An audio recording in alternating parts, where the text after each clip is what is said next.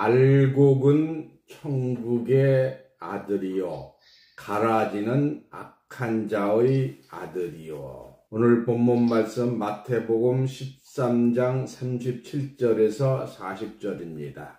마가복음 4장 14절에 좋은 씨를 뿌리는 이는 예수요. 마태복음 13장 38절에 좋은 씨는 천국의 아들이요 가라지는 악한 자의 아들이요 좋은 씨는 천국의 아들로 곡식으로 추수되어 천국에 들어갈 것이요 가라지는 악한 자의 아들 곧 거짓 선지자들과 거짓 종교인들은 불법을 행하는 자들로서 죽지 않는 풀무불에서 영생토록 울면서 이를 갈 것입니다. 오늘 본문 말씀 마태복음 13장 37절입니다. 대답하여 가라사대 좋은 씨를 뿌리는 이는 인자요. 38절 밭은 세상이요 좋은 씨는 천국의 아들이요 가라지는 악한 자의 아들이요 가라지를 심은 원수는 마귀요 추수 때는 세상 끝이요 추수꾼은 천사들이니 그런즉 거두어 불에 사른 것 같이 세상 끝에도 그러하리라. 아멘. 오늘 본문 말씀을 통해서 알곡은 천국의 아들이요 가라지는 악한 자의 아들이요 이런 제목으로 성경을 증거합니다. 마태복음 13장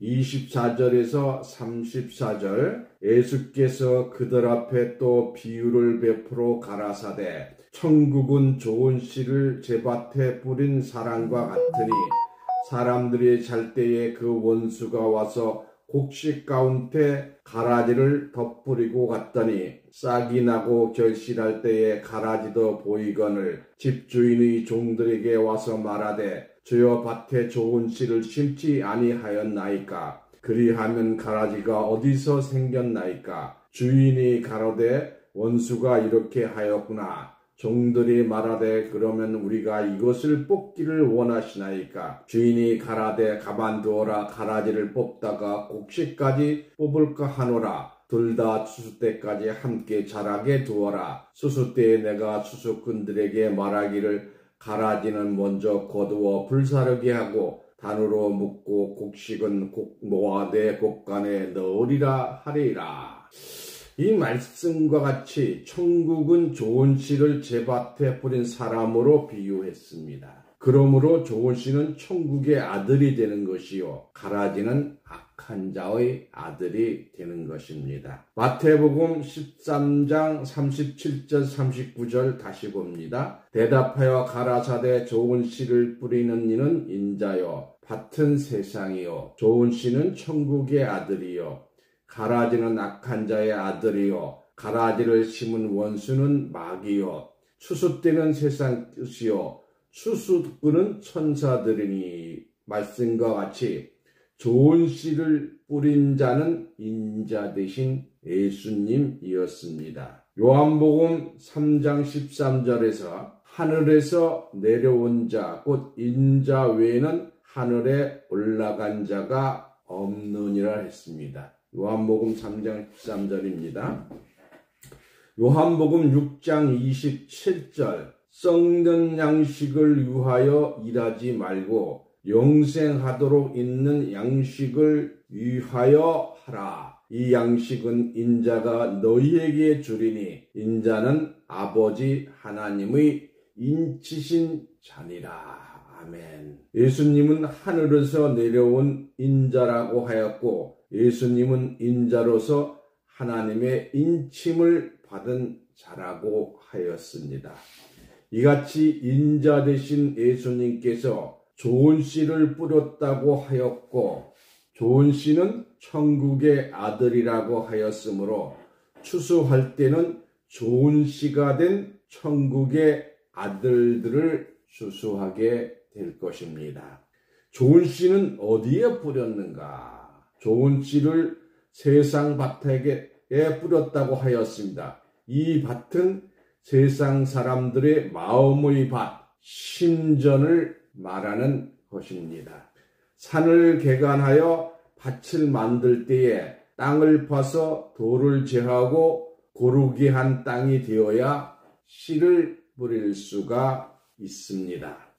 이사야서 5장 1절 2절. 이사야서 5장 1절 2절. 나의 사랑하는 자를 위하여 노래하되 나의 사랑하는 자의 포도원을 노래하리라. 나의 사랑하는 자에게 포도원이 있으며 심히 기름진 산이로다. 땅을 파서 돌을 제하고 극상품 포도나무를 심었도다. 그 중에 망대를 세웠고 그 안에 술들을 팠었도다. 좋은 포도 맺기를 바랬더니 들포도를 맺혔도다. 하나님의 계획이죠. 요한복음 15장 1절. 그럼 포도나무가 뭐냐? 요한복음 15장 1절. 요한복음 15장 1절 봅니다. 내가 참 포도나무요 내 아버지는 그 농부라. 땅을 파서 돌을 제하고 기름진 땅을 만들기까지 땅을 파서 돌을 제하는 일은 예수 그리스도 앞에 온 선지자들이었습니다. 선지자들을 보내어 인간의 심전 마음을 무의 밭을 개간하고 난 후에 극상품 포도나무인 예수를 심게 된 것입니다. 이는 곧 예수를 통해서 천국의 아들이 될 씨를 뿌린 것입니다. 천국의 아들들을 추수할 때는 씨를 뿌릴 때 무엇을 뿌렸는가? 비유의 말씀이잖아요. 그래서 마가복음 4장 14절. 마가복음 4장 14절입니다. 마가복음 4장 14절. 뿌리는 자는 말씀을 뿌리는 것이라. 이와 같이 예수님은 인간의 심전에 하나님의 말씀을 뿌림으로써 하나님의 아들을 추수하려고 하였으나 극상품 포도나무, 즉 예수지요. 예수의 말씀을 뿌릴 밭에 들포도를 맺혔다고 한 예언과 같이 이사야 5장 2절에 나와 있지요. 하나님의 아들의 씨앗을 뿌렸으나 마태복음 13장 38절에 기록이 되어 있습니다. 오늘날 이 땅 위에 예수를 믿는 자들은 예수의 하나님의 아들이 되지 못하고 주의 종이 되고 그 종 아래 또 종이 되므로 들포도만 맺힌 것입니다. 요한복음 15장 15절 보겠습니다. 요한복음 15장 15절. 종은 주인이 하는 것을 알지 못함이라. 이와 같이 종은 주인이 하는 것을 알지 못함으로 아들의 자격을 상실한 것입니다. 갈라디아서 4장 7절 봅니다. 갈라디아서 4장 7절. 그러므로 내가 이후로는 종이 아니요 아들이니 아들이면 하나님으로 말미암아 유업을 이을 자니라. 누가 유업을 받는다고요? 하나님의 아들이 유업을 받아요. 그래서 로마서 8장 15절에 너희는 다시 무서워하는 종의 영을 받지 아니하였고 양자의 영을 받았으므로 아바 아버지라 부르짖느니라. 종으로 있던 자들이 다 우리도 종으로 있었잖아요. 양자의 영을 받았으므로 아들의 영을 받은 자와 같이 되어서 갈라디아 4장 6절에 있는 말씀이에요. 아들로서 유업을 받을 수 있으나 알고 밭에 사다니가 즉 가라지의 씨앗을 덧뿌리게 된 것입니다. 마태복음 13장 24절에서 30절을 보시면 예수께서 또 그들 앞에 비유를 베풀어 가라사대 천국은 좋은 씨를 제 밭에 뿌린 사람과 같으니 사람들이 잘 때에 그 원수가 와서 곡식 가운데 가라지를 덧뿌리고 갔더니 싹이 나고 결실할 때에 가라지도 보이거늘 집주인의 종들이 와서 말하되 주여 밭에 좋은 씨를 심지 아니하였나이까? 그러면 가라지가 어디서 생겼나이까? 주인이 가로되 원수가 이렇게 하였구나. 종들이 말하되 그러면 우리가 가서 이것을 뽑기를 원하시나이까? 주인이 가로되 가만두어라. 가라지를 뽑다가 곡식까지 뽑을까 염려하노라. 둘 다 추수 때까지 함께 자라게 두어라. 추수 때에 내가 추수꾼들에게 말하기를 가라지는 먼저 거두어 불사르게 단으로 묶고 곡식은 모아 내 곡간에 넣으리라 하리라. 이와 같이 곡식밭은 가라지와 함께 혼돈의 밭이 되고 말았습니다. 이러므로 인간의 신전은 곡식은 하나님의 아들이죠. 곡식과 가라지, 악한 자의 아들과 공존하는 시대가 됨으로써 누가 알곡인지 누가 가라지인지 추수 때가 되기 전에는 구별하지 못하므로 세상은 더욱 혼돈하고 어지럽게 된 것입니다. 이와 같은 세상이 될 것을 예견하신 주님께서는 악한 자들에게 천국 복음이 전파되지 않게 하기 위하여 비유와 비사로 말씀하시고 비유가 아니면 아무것도 말씀하지 아니하셨다고 마태복음 13장 34절에 기록이 되어 있습니다. 세상의 마귀와 그의 하수인이 된 배들, 마태복음 23장 32절에 있는 말씀입니다. 곧 거짓 선지자와 종교꾼들이 존재하지 아니하였다면 천국의 복음, 비사, 상징과 암호로 기록될 필요도 없었으며 하나님의 말씀의 비유와 비사로 기록되지 아니하였을 것입니다. 인간의 신전 속에 뿌려진 마귀의 씨, 곧 가라지가 있기 때문에 복음의 비밀이 도난당하지 않도록 예수님은 천국에 관한 말씀을 여러 가지로 비유한 것입니다. 이 마귀와 거짓 선지자들은 하나님의 말씀을 도적하지 아니하면 먹을 것이 없고 할 말이 없기 때문에 생명의 말씀이 도적당함을 방지하기 위하여 예수님은 철저한 방비책으로 말씀하신 것이 비유의 말씀입니다.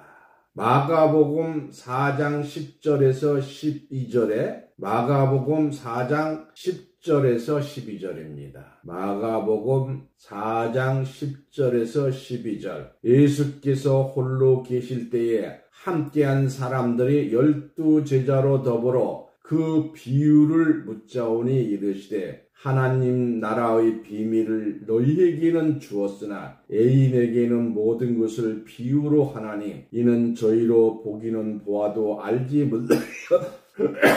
못하며 듣기는 들어도 깨닫지 못하게 하여 돌이켜 제 사함을 얻게 하려 함이니라 하시고 마가복음 4장 33절 34절에 예수께서 이러한 많은 비유로 저희가 알아들을 수 있는 대로 말씀을 가르치되 비유가 아니면 말씀하지 아니하시고 다만 혼자 계실 때에 그 제자들에게 모든 것을 해석하시더라.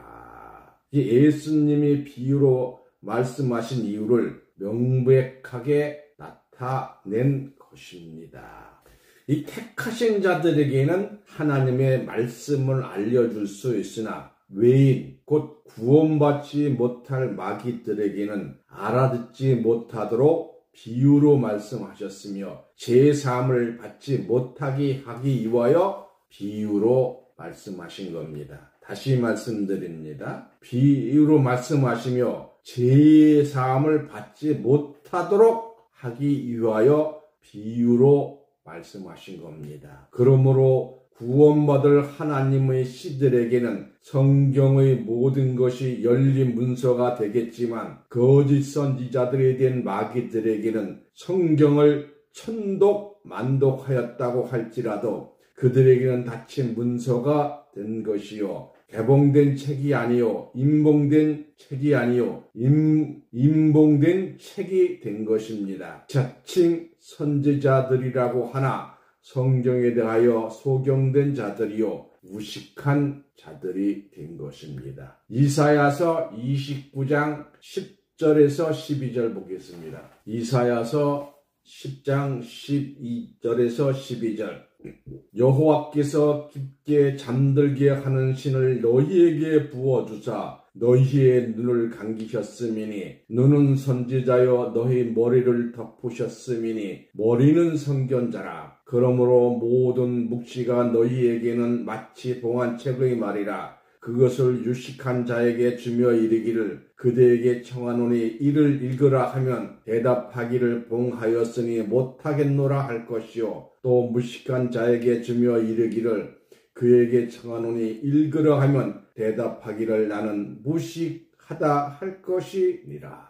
이 선지자는 깊이 잠든 소경이요 선견자는 머리가 열리지 못한 덮인 자라고 하였고 내세에 대하여 내세는 앞으로 올 세상이죠. 대하여 소경이요 벙어리가 되었기 때문에 묵시는 곧 계시록은 봉안책의 말이 되었으므로 유식한 신학자에게 읽으라 하면 봉하였으니 못하겠노라 할 것이요 무식한 자에게 주며 읽으라고 하면 나는 무식하여 못하겠노라 할 것이라는 예언의 말씀이 오늘날 이 시대에 임한 것입니다. 오늘날 이 세대가 성경에 무식하게 된 것은 하나님의 백성들이 입으로는 하나님을 존경하나 아주 입으로는 하나님 잘 믿어요. 마음에 하나님께서 떠났기 때문에 하나님을 경외하는 모든 방법이 성경에 의지하지 아니하고 사람에 의하여 계명으로 가르침을 받았기 때문이라고 하였습니다. 이사야서 29장 13절 보겠습니다. 이사야서 29장 13절 주께서 가라사대 이 백성이 입으로는 나를 가까이하며 입술로는 나를 존경하나 그 마음은 내게서 멀리 떠났나니 그들이 나를 경외함은 사람의 계명으로 가르침을 받았을 뿐이니라. 성경이 위대해요. 앞으로 될 일을 처음부터 성경에 기록해놨어요. 요한복음 8장 47절 하나님께 속한 자는 하나님의 말씀을 듣나니 너희가 듣지 아니하면 하나님께 속하지 아니하였음이로다. 하나님께 속한 자는 하나님의 말씀을 들을 것이나 오늘날 이 세대가 하나님의 말씀을 듣지 않는 것은 교회에서 하나님의 말씀으로 가르침을 받지 아니하고 계명으로 하나님 가르침을 받았기 때문입니다. 가르치는 자가 하나님의 말씀보다 세상의 지식, 학문, 철학, 정치적인 일과 욕심으로 생활의 방편으로 성경에도 없는 거짓 천국론을 논하기 때문입니다. 참 말들 잘해요. 기성계 저같이 뭐 이렇게 더듬더듬 하는 이런 사람 없어요. 정말로 제스처도 잘하고 그림도 좋은 것 같다.